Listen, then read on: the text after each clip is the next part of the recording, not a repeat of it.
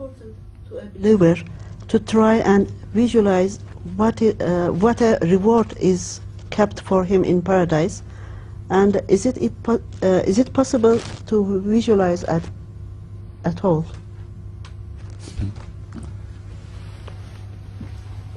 The question should be translated, please. Every laborer who works, every servant of any company or government who works expects a reward. Without the vision of a reward, he cannot work, he will not work properly at least.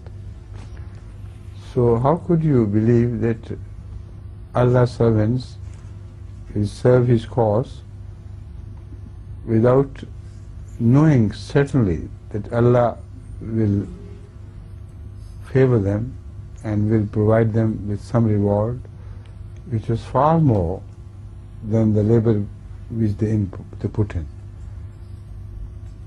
This is inconceivable. Some prophets of Allah, of course,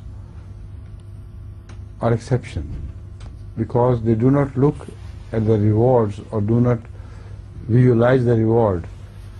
Allah is their reward. When they get Allah, that's all they could think of.